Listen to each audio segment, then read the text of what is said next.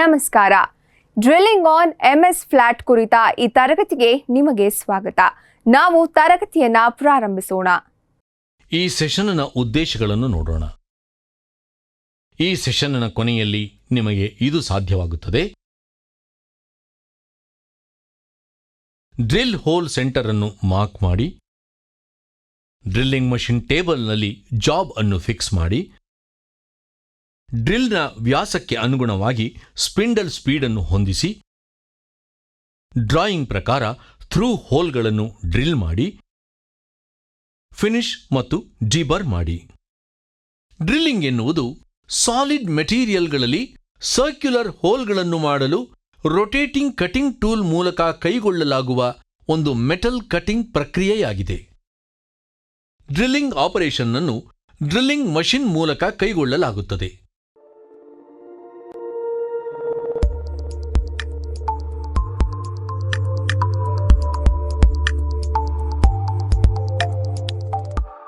Circular ಹೋಲ್ಗಳನ್ನು drill ಮಾಡಲು ಬಳಸುವ ಟೂಲ್ ಅನ್ನು ಟ್ವಿಸ್ಟ್ ಡ್ರಿಲ್ ಎನ್ನಲಾಗುತ್ತದೆ.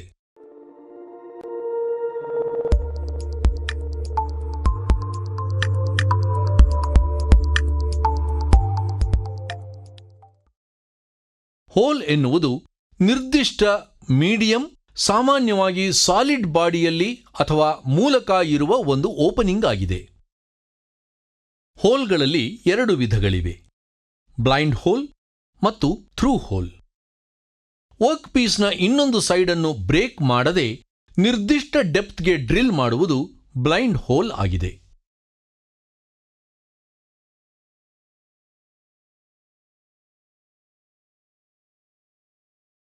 ಥ್ರೂ ಹೋಲ್ ಎನ್ನುವುದು ಸಂಪೂರ್ಣವಾಗಿ ವರ್ಕ್ ಪೀಸ್ ಮೂಲಕ ಹೋಗುತ್ತದೆ.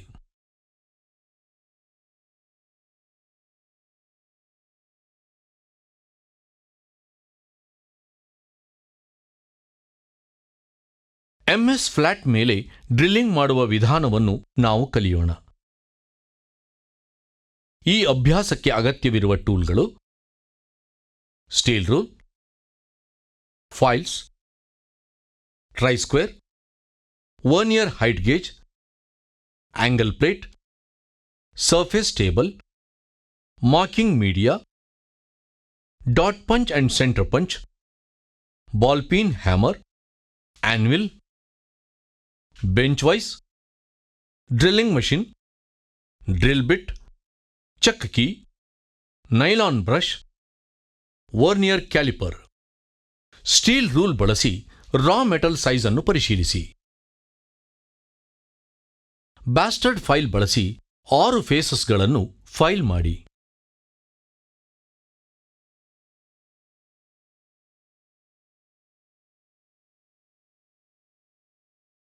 ಟ್ರೈ ಸ್ಕ್ವೇರ್ ಬಳಸಿ ಪ್ಯಾರಲಲಿಸಮ್ ಮತ್ತು ಪರ್ಪೆಂಡಿಕ್ಯುಲಾರಿಟಿಯನ್ನು ಖಚಿತಪಡಿಸಿಕೊಳ್ಳಿ.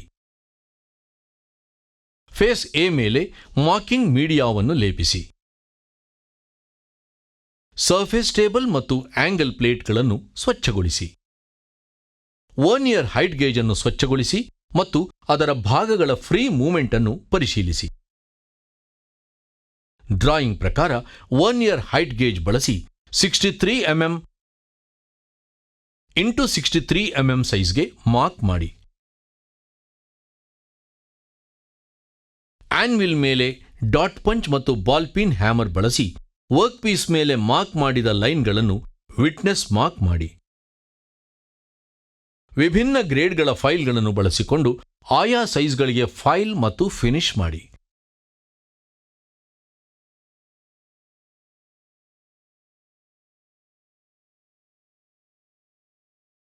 ಟ್ರೈ ಸ್ಕ್ವೇರ್ ಬಳಸಿ ಪ್ಯಾರಲಲಿಸಮ್ ಮತ್ತು ಪರ್ಪೆಂಡಿಕ್ಯುಲಾರಿಟಿಯನ್ನು ಖಚಿತಪಡಿಸಿಕೊಳ್ಳಿ.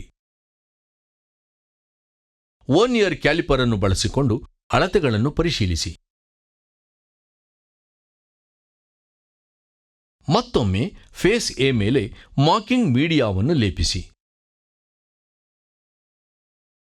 ಸರ್ಫೇಸ್ ಟೇಬಲ್ ಮೇಲೆ ಆಂಗಲ್ ಪ್ಲೇಟ್ ಸಹಾಯದಿಂದ ವರ್ನಿಯರ್ ಹೈಟ್ ಗೇಜ್ನೊಂದಿಗೆ ಫೇಸ್ ಬಿ ಇಂದ 18 mm ಮತ್ತು 45 mm ನಲ್ಲಿ ಡೈಮೆನ್ಷನ್ ಲೈನ್ಗಳನ್ನು ಮಾರ್ಕ್ ಮಾಡಿ.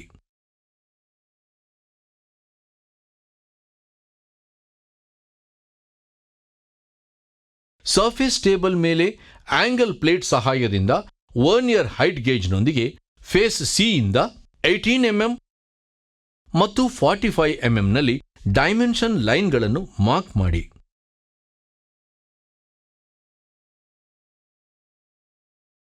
ಆನ್ವಿಲ್ ಮೇಲೆ ಸೆಂಟರ್ ಪಂಚ್ ಮತ್ತು ಬಾಲ್ ಪಿನ್ ಹ್ಯಾಮರ್ ಬಳಸಿ ಡ್ರಿಲ್ ಹೋಲ್ ಸೆಂಟರ್ಗಳನ್ನು ವಿಟ್ನೆಸ್ ಮಾರ್ಕ್ ಮಾಡಿ. ಹೋಲ್ ಸೆಂಟರ್ಗಳನ್ನು 1, 2, 3, 4 ಎಂದು ಗಮನಿಸಿ. ಕೊಟ್ಟಿರುವ ಹೋಲ್ ವ್ಯಾಸಕ್ಕೆ ಸ್ಪಿಂಡಲ್ ಸ್ಪೀಡ್ ಅನ್ನು ಹೊಂದಿಸಲು ಕಲಿಯೋಣ. ಸ್ಪಿಂಡಲ್ ಸ್ಪೀಡ್ ಅನ್ನು ರೆವಲ್ಯೂಷನ್ಸ್ ಪರ್ ಮಿನಿಟ್ನಲ್ಲಿ ಈಕ್ವೇಶನ್ ಅನ್ನು ಲೆಕ್ಕ ಹಾಕಲಾಗುತ್ತದೆ.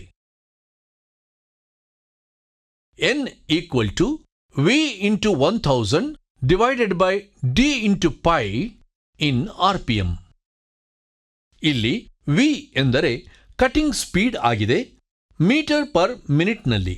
D ಎಂದರೆ ಡ್ರಿಲ್ ಬಿಟ್ನ ಡಯಾಮೀಟರ್ ಆಗಿದೆ ಮಿಲಿಮೀಟರ್ನಲ್ಲಿ.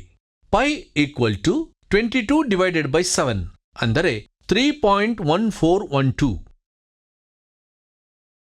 ಹೋಲ್ ಡ್ರಿಲ್ ಮಾಡಬೇಕಾದ ಮೆಟೀರಿಯಲ್ನ ಪ್ರಕಾರವನ್ನು ಆಧರಿಸಿ ಟೇಬಲ್ನಿಂದ ಕಟಿಂಗ್ ಸ್ಪೀಡ್ ಅನ್ನು ಆಯ್ಕೆ ಮಾಡಲಾಗುತ್ತದೆ.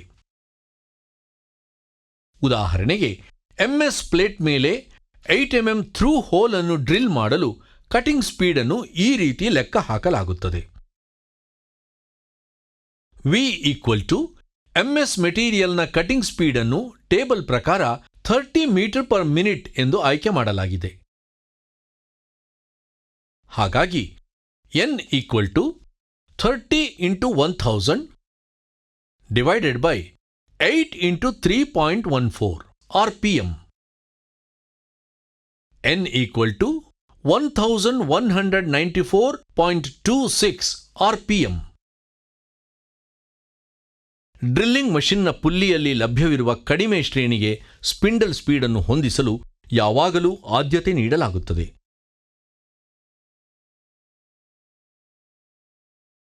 $8 mm ಹೋಲ್ ಡ್ರಿಲ್ ಮಾಡಲು ಆಯ್ಕೆ ಮಾಡಿದ ಸ್ಪಿಂಡಲ್ ಸ್ಪೀಡ್ 1000 RPM ಆಗಿದೆ.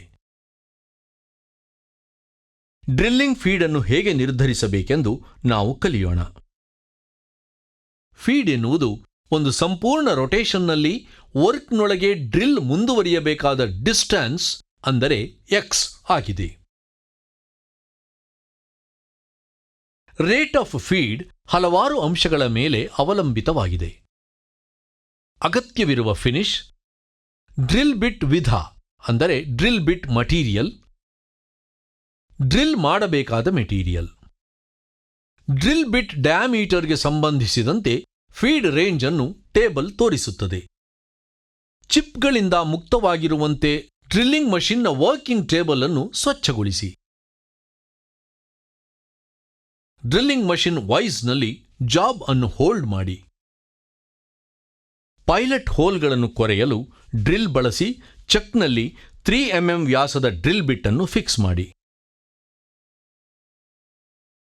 ಹೋಲ್ ಸೆಂಟರ್ನೊಂದಿಗೆ ಡ್ರಿಲ್ ಬಿಟ್ ಅಲೈನ್ ಆಗಿದೆ ಎಂದು ಖಚಿತಪಡಿಸಿಕೊಳ್ಳಿ. 3 mm ಡ್ರಿಲ್ ಬಿಟ್ಗೆ ಸೂಕ್ತವಾದ ಸ್ಪಿಂಡಲ್ ಸ್ಪೀಡ್ ಅನ್ನು ಸೆಟ್ ಮಾಡಿ. ಡ್ರಿಲ್ಲಿಂಗ್ ಮಷಿನ್ ಮತ್ತು ಕೂಲೆಂಟ್ ಸಿಸ್ಟಮ್ ಅನ್ನು ಸ್ವಿಚ್ ಆನ್ ಮಾಡಿ. ಎಲ್ಲಾ ಹೋಲ್ ಸೆಂಟರ್ಗಳಲ್ಲಿ 3 mm ವ್ಯಾಸದ ಪೈಲಟ್ ಹೋಲ್ಗಳನ್ನು ಡ್ರಿಲ್ ಮಾಡಿ.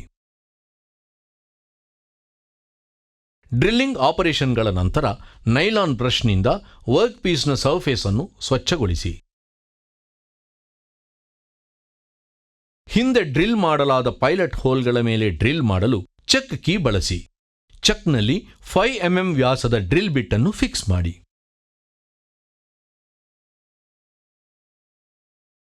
ಡ್ರಿಲ್ನ ಸೈಜ್ಗೆ ಅನುಗುಣವಾಗಿ ಸೂಕ್ತವಾದ ಸ್ಪಿಂಡಲ್ ಸ್ಪೀಡ್ ಅನ್ನು ಹೊಂದಿಸಿ. ವರ್ಕ್ ಪೀಸ್ನಲ್ಲಿ 5 mm ವ್ಯಾಸದ ಥ್ರೂ ಹೋಲ್ ಅನ್ನು ಡ್ರಿಲ್ ಮಾಡಿ.